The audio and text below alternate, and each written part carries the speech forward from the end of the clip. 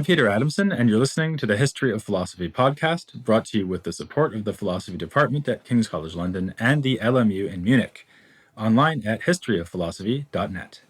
Today's episode will be an interview about emotions in the Renaissance with Sabrina Ebbersmeyer, who is Associate Professor for Philosophy at the University of Copenhagen. Hi, Sabrina. Thanks for coming on the program. Hi, Peter. Thanks for having me here. Let's start where the humanists, I guess, would want us to start, which is with Latin, and in particular, the Latin terminology that's at stake here. We're going to be talking about the emotions, at least that's what I just said, but the word emotion isn't the Latin word. The Latin word is passiones, which sounds like it means passions. So is it really right to say that we're talking about a theory of the emotions here when they talk about passiones? Well, I think that's a good question, although a tricky one, of course. The word emotion itself was not really in use during the Renaissance, so that came up later during the 17th century out of the French context. And it was referring to a very specific sort of passion, so to say. Concerning the broad range of the terms. So what is covered by the term passiones and what is covered by the term emotions? I think they don't really fit completely, although basically people were referring to the same mental things, right? So we use today the term emotion to refer to mental states, like being in love, hating someone, or being sad. And these were also these kind of states that were investigated during the Renaissance under the term of passions. On the other hand, the modern term emotion is stricter and narrower. So usually we exclude, for instance, states like that we call today maybe moods or feelings. They would not be qualified today as emotions proper, right? But during the Renaissance, moods like being melancholic, they were part of this whole debate. But then there's an additional thing concerning concepts, and that is, it's true, of course, that passio and passiones was one of the main ways to translate pathos, but there were many other Latin terms that were used, depending a bit on the philosophical theory that authors refer to. For instance, in the Stoic context, for instance, in Cicero, the term pathos is translated with perturbatio, which means has a different association, right? It's something that bothers us, that is troubling for the mind, it has a negative connotation. And then there is also the more neutral translation of something like affectus and affectiones, which we found in texts on natural philosophy, where it's more about the way how we are affected by things that we encounter. So there's a guide. Yeah, I Right. guess that the Latin term affectus really captures the Greek pathos quite well, because pathos sounds like it means being affected by something, right? Whereas passiones, well, maybe passiones does that too, right? So you're being affected. I mean, that's what passiones or passio really means. Like maybe it's preserved in an English word like impassible, which means that you can't be affected by anything. Not that that's a very common word. Yeah, I agree. Still, also in the development of the terms, I think we associated with the term passio more mental states of suffering, right? That is not usually associated with affectus, but with passio, it's the passion of Christ. For instance, the suffering is much more closer. Okay, so let's move on to the next thing that the humanists at least would want us to think about, which is the ancient sources of this. Of course, there's also a medieval discussion of emotions, and we even had an interview about that with Martin Piquevet. But I suppose that the Renaissance theories of emotions are actually responding most directly to the ancient ideas about pathos and affectus and so on. So in Cicero, as you mentioned, and other authors, what are the main ideas that they get from antiquity about the emotions? Well, if we think about the humanist, and especially the early Italian humanist, then I would say that the relation between the passions and rhetoric are the most important background, right? Because we know already from Aristotle, who dealt with the passions in his rhetoric, that in order to persuade people of your opinion or to come to a conclusion concerning a philosophic and political deliberation, you have also to engage the emotional side of the people you're talking to. So in the rhetorical tradition, emotions were considered as important, and they were taken seriously. And this is, of course, applies also and most importantly to Cicero and his works on rhetoric. And this tradition was taken up by the humanists, and it stands a bit in contrast to, I would say, the majority of the history of philosophy as such. Well, you are the expert for the entire history, but I would say in most periods, philosophers tend to be rather skeptic about rhetoric, right? Rhetoric is something we don't do as philosophers because we care for the truth and not for just for, unjustified persuasion. And this applies also to the emotions. So many philosophers regarded the emotions with suspicion, saying, well, these are parts of our nature that we share maybe with animals, that is not something that we should care about, which is more rational thought. And so the humanists didn't emphasize these parts, right? They emphasized that we are human beings with a body and that we have emotions and that they have to be addressed. And that's very characteristic in Petrarca, for example, and his thought about the emotions. That's probably the most important thing, I think. So does that mean that the Renaissance thinkers, or at least the humanists, are against this idea that you would often find in the history of philosophy, where the goal should be to suppress the emotions and just put reason in charge, so rationality, as opposed to being carried away by anger or love or whatever? I think to a certain extent, one can say that they admitted that passions belong to our nature, right? So it's not a question to accept them or not accept them because they are there. So the question is rather, what do we do with them? We have to deal with them. And so they would say, you have to accept it and you have to use them for the right purpose. Of course, they still had this ideal that we should live a virtuous life. And a virtuous life would not mean necessarily to follow all your whims and your pleasures or your desires that come up, but to lead a virtuous life. But a substantial part of this virtual life is characterized by, having the right emotions in the right situation. So that would actually be a little bit more like Aristotle than Plato, perhaps, because Aristotle does seem to give you the idea that part of what it is to be virtuous is to feel the right kind of emotion on the right occasion to the right extent. And they would agree with that. I think they would actually. We can see this very explicitly in Leonardo Bruni, who was an important humanist who took up Aristotle precisely and at that point and say, well, see, Aristotle also says that you have to have emotions actually to be humans, and it would be completely irrational and even inhuman not to have emotions in the right place, right? If your family members are hurt or people you care for or other values are violated you think are important for society, then you have to respond also emotionally. Otherwise, you can't even be a proper member of society. So that's the thing they took up, and it's true, of course, that you refer this back to Aristotle, and that's also what Leonardo Bruni says. But the humanists also kind of place their reading of Aristotle in opposition to the Aristotle of what they call the scholastics, right? That they say they go back to the proper Aristotle, who also cared about the emotions, which the scholastics, so to say, neglected. And one other thing about this, just in relation to what you mentioned about rhetoric, is the idea there that we just need to make a study of the emotions so that we're better at manipulating people when we persuade them? Or is the idea that rhetoric used properly would actually induce the right kind of emotions in the listener so that they have a more sort of ethical approach to rhetoric? And the idea would be, just as in myself, I'm trying to have the right emotions in the right situation, etc. So as a rhetorician, I should be trying to induce that kind of emotion in other people. Yeah, I think we would not really find a humanist saying, well, it's just about us, manipulating people to follow what we think is the best thing. That's why I think that they really shared ideals. So they shared ideals about virtuous life and what they called humanitas. So what is it to be a human being, right? What should we live up to? And this ideal of what a human being could live up to, that relates, of course, to virtuous behavior, being just, being prudent, and these things should be then supported by emotional responses.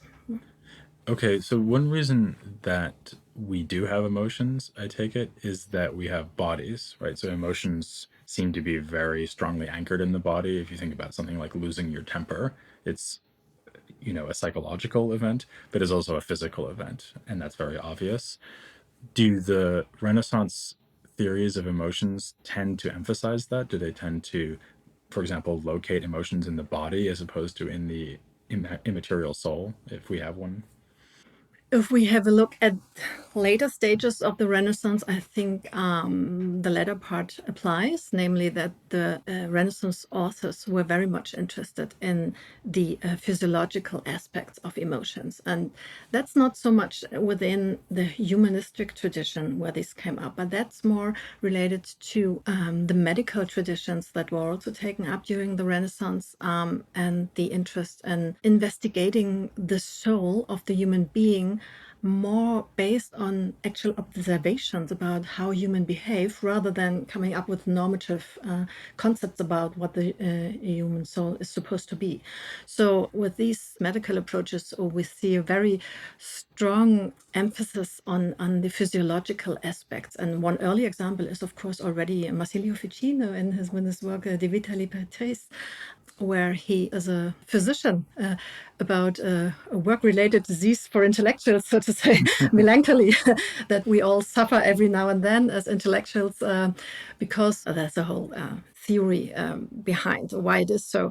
But the basic idea is that we don't care enough for our bodily constitution during study. And then we have to recompensate things that we lack, so to say. Mm-hmm. So we have to drink white wine, for instance, or eat honey, all things that keep up our spirits, an important concept in this concept. Okay, so that's good advice for all of the academics out there who are listening. You can drink white wine to avoid melancholy.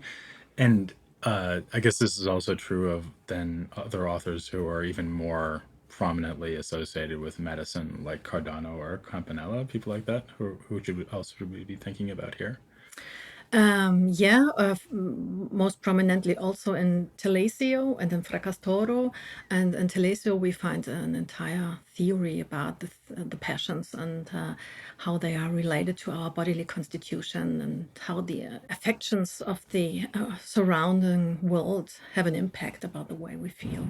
Do they go so far as to say that really the emotions don't have that much to do with your soul and they're really bodily events? So maybe one way of thinking about this would be, how should we compare an emotional reaction in a non-human animal to an emotional reaction in a human? So like if a lion gets angry and I get angry, is that exactly the same kind of thing? Or is it different in me because I have reason and I have an immaterial soul? Yeah, very tricky question. Very interesting. I think one very elaborate and differentiated answer was provided again by Telesio, this Renaissance natural philosopher, one of the so-called novatores Descartes talks about. And Telesio is of the opinion that we share a lot of our bodily constitutions with animals, right? They have the same blood circulations, or some of them, right? We talk about developed animals and a nervous system and a heart and a brain and everything. So he says, well, given all these similarities between human beings and animals, it would be odd to suppose that their way of perceiving, for instance, would be different. So if they see something and they have the same kind of eye that we have, then we can also think that their way of perceiving would be similar to ours. And the same applies to the emotions. So fear is more or less the same when I feel it and an animal feels it in Telesio's perspective, because as said, we share the same bodily constitution that is required for these kind of emotions. But then he is of the opinion that there are some emotions that are very specific for humans, and they are different. So even though emotions share what he thinks is, kind of a soul, he also attributes to animals a kind of memory. And memory is, for instance, important for feeling fear. If you have experienced something harmful, then you see it again and you experience or you respond with fear. That is similar. So animals have the same kind of memory in the sense we have. But what animals lack, according to Telesia, is a vision of the future, right? So that's typical for us, to thinking about future events that might occur. And he thinks, well, animals are not really able to do this, and that's why they don't form certain emotions that we form. So that would be something like hope, maybe? Would that be an emotion that's directed towards the future that an Yeah, animal could yeah, have? yeah, Or maybe a fear that's about, like I might not get a raise from my boss, or maybe a loved one will die. So yeah, animals don't fear that their loved ones will die. yeah, yeah. That's true. Right. Yeah. Okay. Something else that you've written about that I think relates to this is the idea of what's called panpsychism. So this is going to sound a little bit weird, but maybe you can convince us that it's not that weird. So basically, the view here is that it's not only human bodies and animal bodies that are alive, but actually, in some sense, there's a vital principle that runs throughout the entire cosmos. And this is an idea that listeners might remember goes all the way back to Plato and also the Stoics. So in Plato's Timaeus, there's a world soul that animates the entire cosmos. And we find this in some Renaissance thinkers as well. And you've argued that this has something to do with the emotions. So can you kind of explain the panpsychist context of this and what it has to do with this theory of the emotions? Yeah, so the term itself, panpsychism, refers to that soul is everywhere in nature, right? So that's a generic term, and I used it also and applied it here to positions that don't have to be labeled in this sense panpsychistic, because they did not attribute soul to every tiny natural thing, but for instance, as in Talesi, sensation, right? So he would not go so far as to say there is a soul everywhere, but he would say there is sensation everywhere in the soul and Even in the in world. stones or Yeah, in everything in nature, right? And that is because of his first principles of nature. So he thinks there are three principles in nature: two active principles, heat and cold, and the passive principles, matter, and they interact and generate everything. And in order so that things are generated and not destructed immediately, everything in nature, which is constituted out of these constituents, has a sense to perceive what is harmful or what is beneficial for itself. So, in a very basic, rudimental way, it's actually everywhere in nature, in all natural things. So, in this way, we as human beings do not really stand out as that completely different and eccentric part of the cosmos that is different from all the rest, but rather is an integral part, something that belongs to a complex structure. So, of course, this sensational quality is not everywhere the same. Our sensation is much more elaborated than the sensation of a plant or of a stone, for that matter. But still, it's the same kind of having a certain sensibility to react to what is harmful or what is beneficial for ourselves. So, in that way, the human being becomes an integral part. And it is precisely in this approach to nature that the passions gain a completely different outlook. So, the passions are not something that is a threat to rational thought, for instance, or stands in opposition to thinking rational about the world, but it's rather something that helps us to deal in a rational way with the world. It's the way we respond to things that affect us. And the big principle behind is, I mentioned it already en passant, is self-preservation. So according to Telesio, every being in the created world strives for self-preservation, and the emotions help us there for a great deal. But it seems pretty obvious that also there are emotions that are counterproductive, right? So actually, we've so far been giving a pretty positive picture of the emotions in Renaissance philosophy, surprisingly positive, right? So they help integrate you in the world.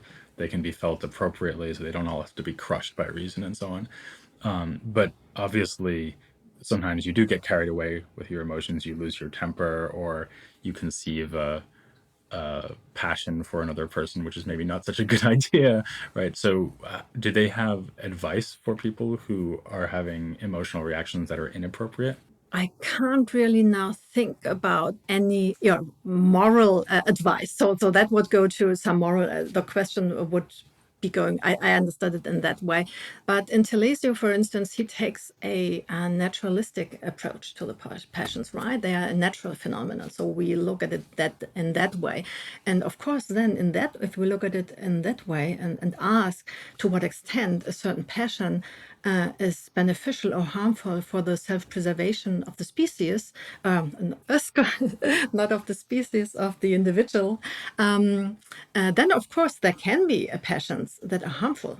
That's true. Of course. What should we do then? Then we should think again. So that's what Telesio is suggesting. So what is it? So we perceive things, we think about the things we perceive, then we feel the impact of this thought or these sensations, and then we act accordingly.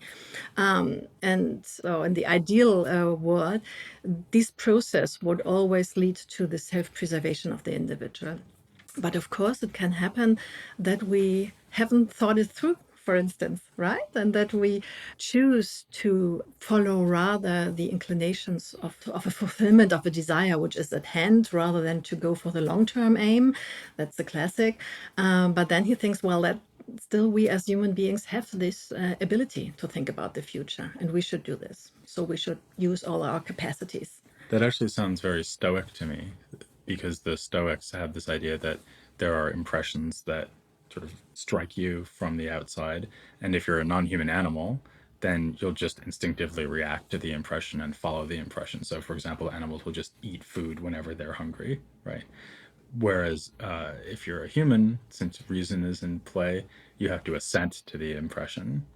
For example, you might be hungry, food might be put in front of you, but you might not eat it because like it's not polite yet to eat it. You have to wait till everyone gets their meal before you can start, something like that.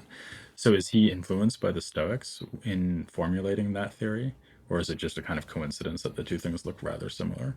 No, definitely. So there's a huge part of Stoicism in Telesio's thought. There's also some literature about this that go into details. And that's not so weird if we think about that. He was also influenced by medical authors and the entire medical tradition where Stoic thought was already very much Mm-hmm. present, right? So he just kind of used it in order to, yeah, that's also what he's doing all the time to counter Aristotelian natural philosophy.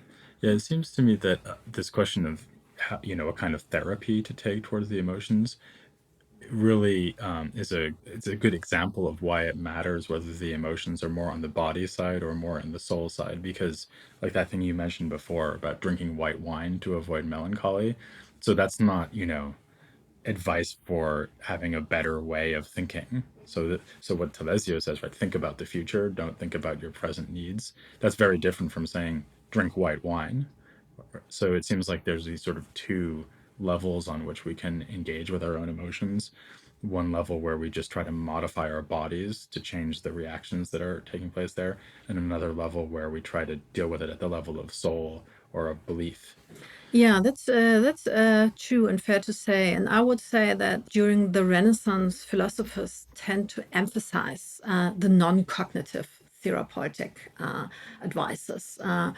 In opposition, for instance, to the 17th century, if we look at Descartes or Spinoza, then we find a lot of therapeutical advice that are based on changing the way we think, right? So you have to change your judgments about things, and then you will also change the emotion, and also your body will, in the end, maybe change, and you won't feel any longer strong emotions in a certain way. Of course, these cognitive aspects are also present during the Renaissance, but I would say the emphasis is put on the non-cognitive therapies, which are more medical, right? To change of diet, you have to eat other things if you don't want to be sad or unhappy in love or whatever. Or you have to change place, or you do physical exercise. Even sometimes the Vives or others recommend sexual intercourse, or you have to deal with your own body in order to change the emotions, and then also in order to change your beliefs concerning these emotions. And then it becomes more intellectualist and top down in the 17th century in the Enlightenment. Okay, that's really interesting. One last question, and this is kind of anticipating a topic that I'll be looking at in greater depth later in this series, but I thought we couldn't talk about the emotions without talking about love, because the Renaissance thinkers, and especially I guess the Platonists like Ficino, are famous for being really interested in this because there's Platonic dialogues about love and so on. So can you just, as a kind of preview for us, sketch out a little bit about what they say about love in the Italian Renaissance? Yeah, first thing is, I think it's very, very interesting to see that it's during this period, so 15th and 16th century, especially in Italy, there was a great enthusiasm for love, right? And this not just for love in the theoretical realm, or love in the realm of poetry, as we had it also before, but in the philosophical realm. So, and that is of course caused by the reception of Plato's theory of love. And I think what is so important and fascinating about Plato's theory of love, that was to a large extent not known during the Middle Ages, is that it kind of combines the sexual and physical attraction to another human being to our metaphysical and intellectual aspirations to know the truth, right? So there seem to be two ends of a huge spectrum of our intellectual engagement. And Plato kind of managed to bring these together. And this idea was so attractive for Renaissance philosophers, and we find it very elaborately expanded in Ficino, for instance, but also in Leone Ebreo, a Jew thinker of the Renaissance, and most prominently also in Giordano Bruno. Right. So maybe that's even an example of what you were just talking about a second ago, because love, as you say, sort of runs the spectrum from bodily reactions all the way up to something like wisdom, right? So you could have love for God, for example. And so I can see why they'd be attracted to the topic if they have this really sort of physically embodied understanding of emotions. What would be a better example of that than love? That's true.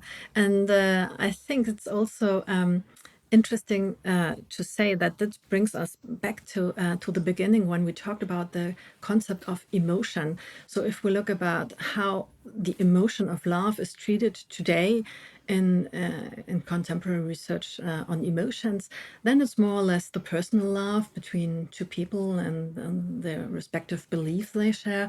But in the Renaissance, the concept of love was much broader, right? So it's not just about the interpersonal relationship.